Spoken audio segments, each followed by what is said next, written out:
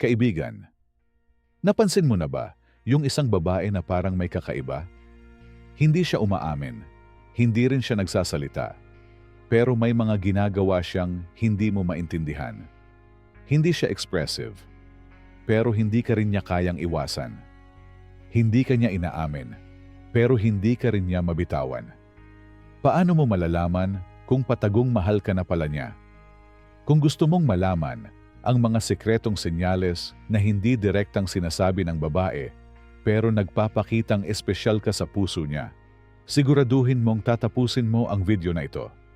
At kaibigan, kung gusto mo pa ng mga malalim, modern, at stoic-inspired na usapan tungkol sa pag-ibig, relasyon, at psychology, mag-subscribe ka na ngayon.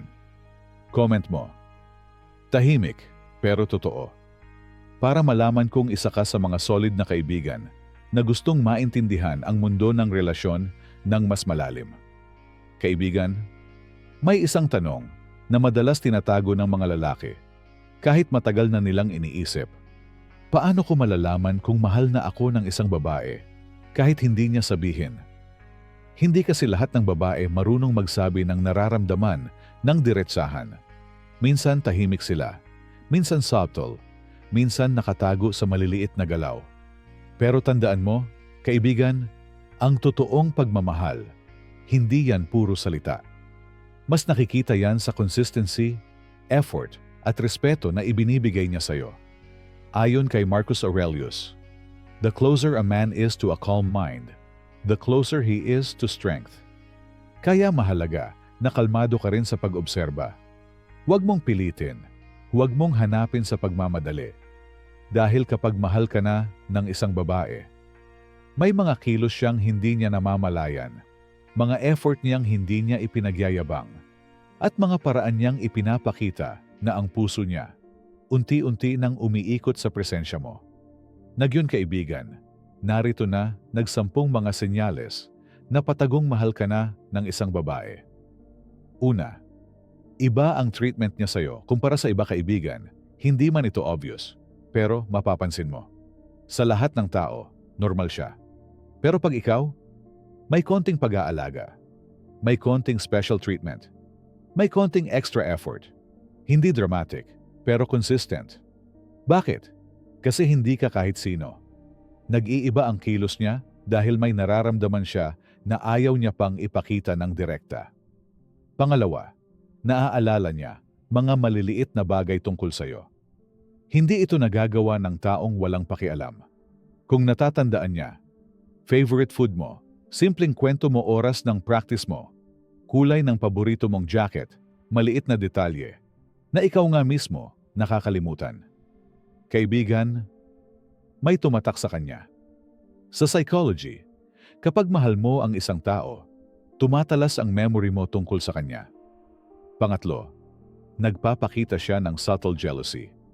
Hindi siya selosang lantaran. Hindi niya aaminin. Hindi niya sasabihin. Pero kapag may ibang babaeng nag-chat, may kasabay kang ibang kasama, may nagkwentong babae tungkol sa'yo, may kinausap kang iba, bigla siyang tatahimik. Bigla siyang magbabago ng tone. Bigla siyang parang distant. Ito ang hindi masabing, nasasaktan ako, pero hindi ako pwedeng mag-demand. Pang-apat, mas gusto kanyang kausap kaysa kahit sino. Ang babae, hindi nagbibigay ng oras sa basta-basta. Pero pag mahal ka, mabilis siyang mag-reply. Naglalaan siya ng time, iniingatan kanyang kausap, nagiging comfortable siyang mag-open up. Hindi niya ito ginagawa sa kahit sino. Ginagawa niya ito sa taong may emotional weight sa kanya. Ayon kay Marcus Aurelius, "The things we pay attention to determine our lives." Kung ikaw ang focus niya, malalim-lalim na, yan kaibigan.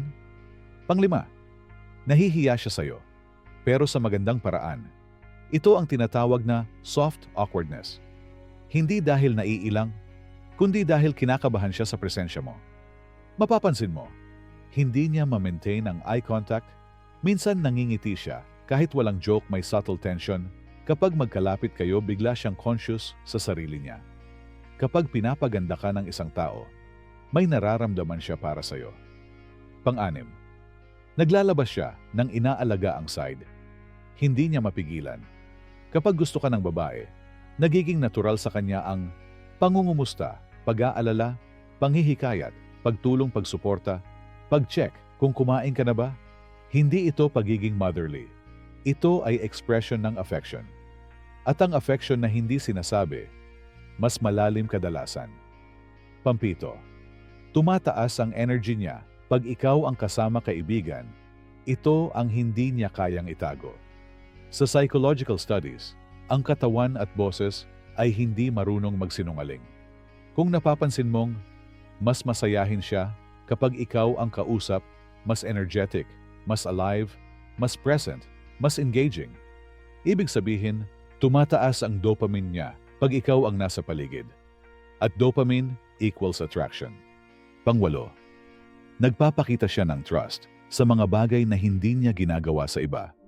Kapag nag-o-open up siya ng personal topics, binabahagi niya ang insecurities niya.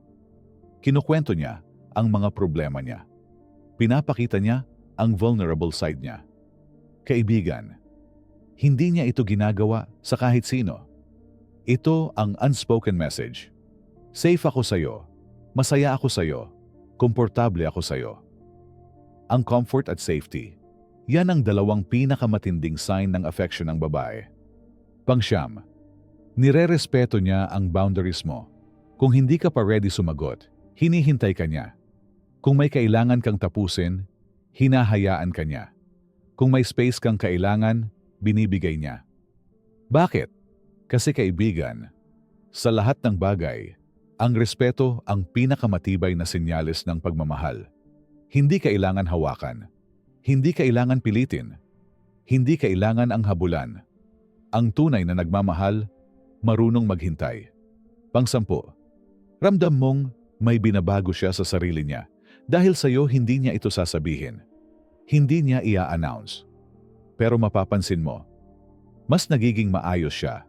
Mas nagiging responsible siya. Mas nagiging disiplinado. Mas nag-aayos. Mas mindful sa actions niya. Mas attentive sa presence mo. Kapag ang isang babae ay nagle-level up dahil sa'yo, ibig sabihin, may emotional investment na siya. Hindi mo kailangan hulaan. Hindi mo kailangan pilitin. Hindi mo kailangan manghula. Actions will always show the truth. Kaibigan, tandaan mo, ang pagmamahal ng babae hindi laging maingay. Hindi laging dramatic. Madalas, ito'y tahimik pero totoo. Makikita mo sa way niya makinig, mag-effort, mag-alala, at magbigay ng oras kahit pagod siya. Makikita mo sa consistency, sa respeto, at sa mga maliliit na bagay na hindi napapansin ng iba pero ramdam mo. Kapag mahal ka na niya, hindi mo na kailangang magtanong araw-araw. Makikita mo sa pagtrato niya sa'yo, hindi dahil perfect siya, kundi dahil pinipili ka niya, kahit may dahilan siyang hindi gawin. Kaya kaibigan, tanong ko sa'yo ngayon, handa ka bang maging lalaki na kayaring suklian ang pagmamahal na ipinapakita sa'yo, hindi sa salita, kundi sa pagtrato mo? Kaibigan, sa panahon ngayon, ang daming nagtatago ng feelings. Daming hindi umaamin. Daming takot masaktan. Daming hesitant to express. Kaya mahalaga na marunong ka magbasa ng subtle signs. Hindi para abusuhin, hindi para i-take advantage, kundi para mas maging maingat at mas maging matinong lalaki. Hindi lahat ng pagmamahal malakas. Hindi lahat ng pagmamahal maingay. Hindi lahat ng pagmamahal lantaran.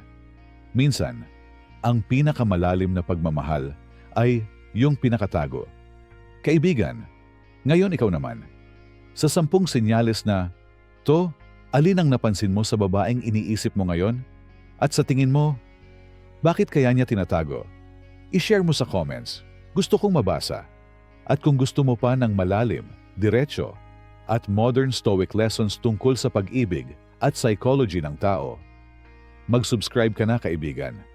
Dito, hindi lang puso ang natututo, kundi ikaw bilang lalaki.